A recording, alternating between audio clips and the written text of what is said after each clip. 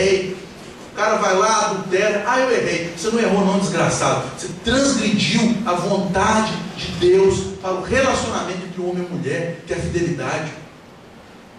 Aí o cara chega, fala mal do outro irmão, me desculpe, eu errei. Você não errou não, você maculou a imagem de Deus, que se manifesta em cada uma das criaturas que Deus fez, que foram feitos segundo a sua imagem e a sua semelhança. A pessoa então vai lá e usurpa algum dinheiro que não é dela. Me desculpe, eu errei, eu contei aqui errado, eu errei. Não, você não errou, você transgrediu a lei de Deus, tirando aquilo que Deus havia pela sua providência concedido a outro para o seu sustento, e não a você mesmo, não confiando na providência de Deus sobre a sua vida. Portanto, meus irmãos, o pecado não é apenas errar um alvo, é muito mais do que isso. O pecado é toda transgressão à lei de Deus. O pecado é sair do propósito de Deus para nós, que é sermos a imagem dele, é refletirmos a glória dele no mundo, é manifestarmos quem ele é e passarmos a viver segundo o nosso desejo, a nossa cobiça, o nosso orgulho, o nosso eu. Isso é o pecado, é rebeldia contra Deus, é transgressão da lei justa, santa, que é a expressão do caráter de Deus, de quem Deus é. Isso é o pecado. Mas, meus irmãos, o que Jesus fez com o pecado? Olha o versículo 5. Sabeis também que ele, Jesus, se manifestou para tirar os pecados, e nele não existe pecado. Ele nos mostra primeiramente que é da natureza de Jesus não ter pecado, porque ele é o próprio Deus, ele é impecável, porque ele é santo na sua natureza. E pela sua natureza santa, ao oferecer um sacrifício agradável ao Pai, ele fez a expiação e a propiciação do nosso pecado, da nossa transgressão.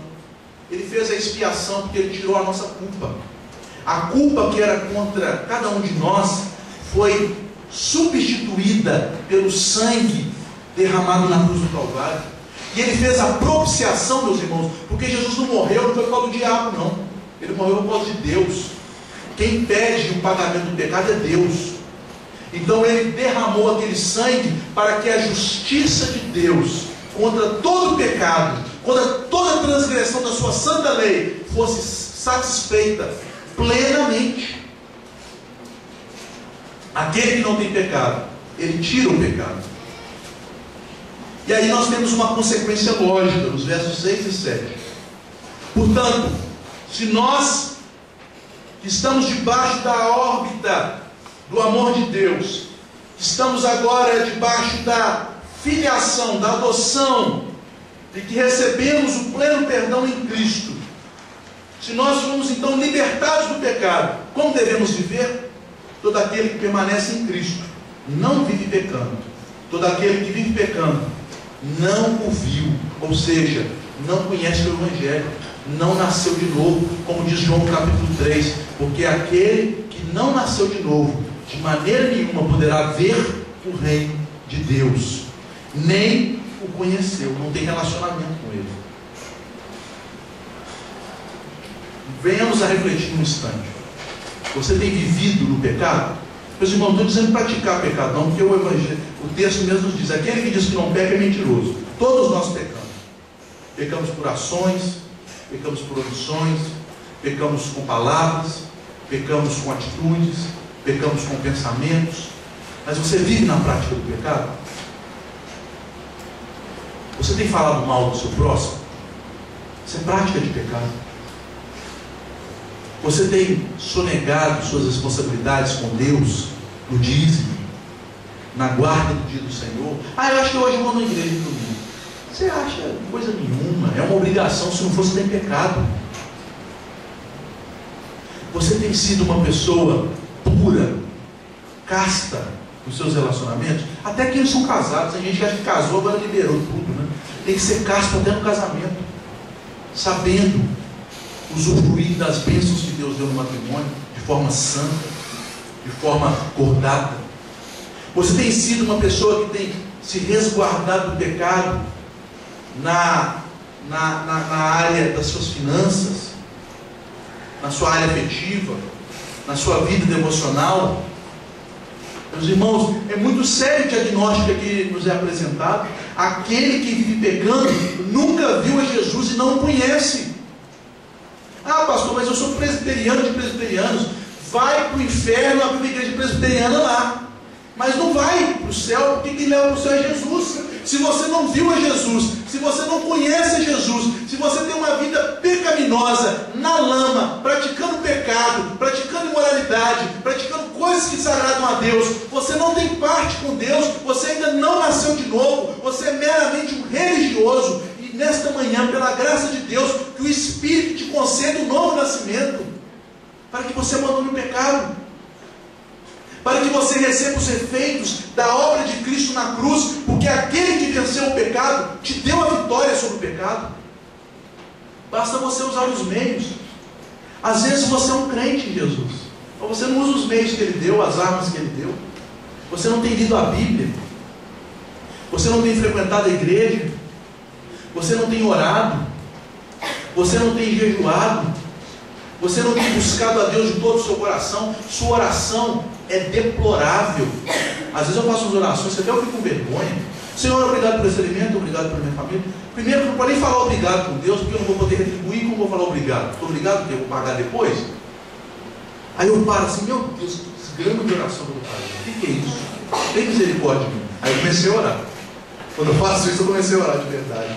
Meus irmãos, como você vai vencer o pecado se você não vê o modelo de Jesus? Se você não conhece, não tem relacionamento com Ele?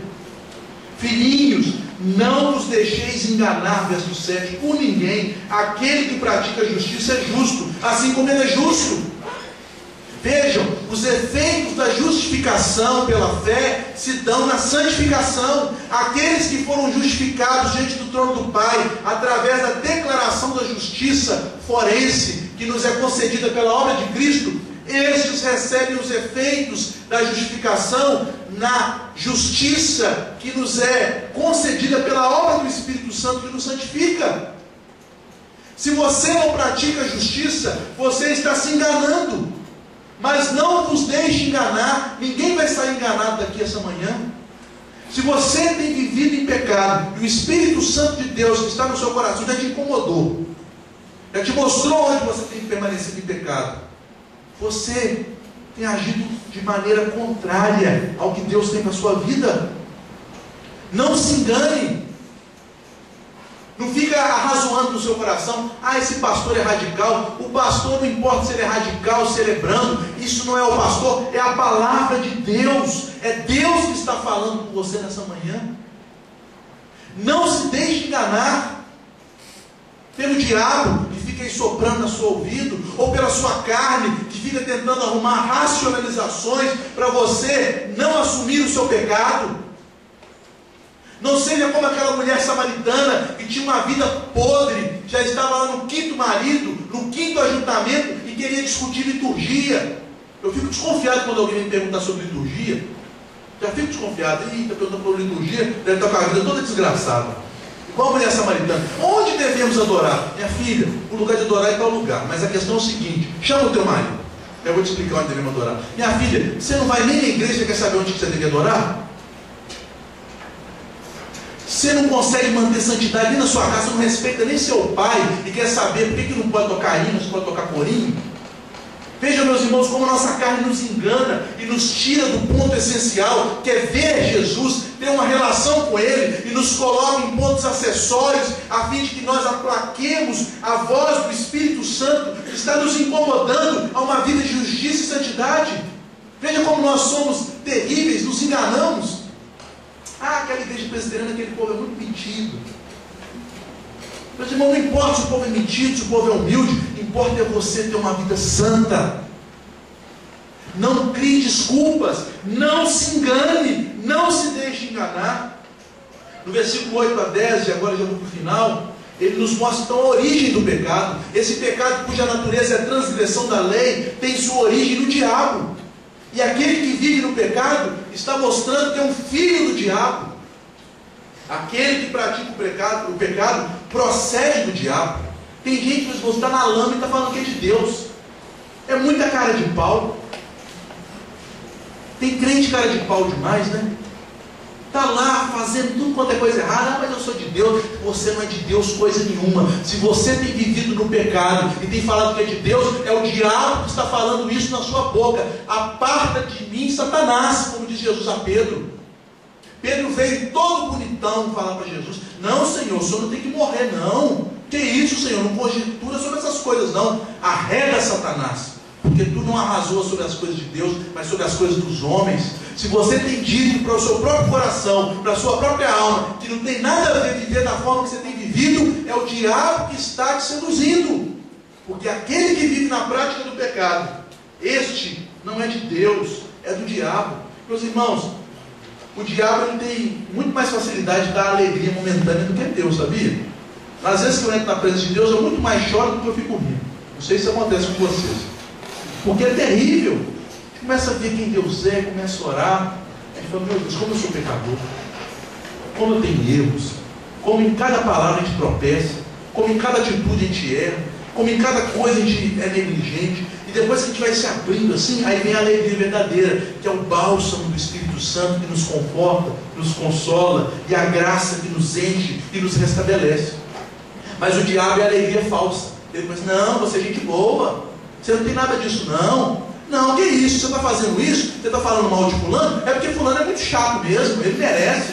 Não, você está fazendo isso assim? É porque, esse pastor é maluco. Ele fica mandando jovem casar. Ele é doido, casar o quê? Não tem nem apartamento comprado ainda. Eu vou ficar aqui no meu pecado mesmo. Deus está sabendo do meu coração. Deus sabe que eu estou no pecado aqui. Eu estou indo no motelzinho com minha namorada. Mas eu amo minha namorada, vou casar com ela daqui a 7 anos. Não é assim que a gente faz? Isso é a alegria que o diabo te dá. E aí às vezes até casa, porque Deus é misericordioso, mas essa é uma vida de desgraça, de problemas, de crise no relacionamento, de falta de confiança. Se ela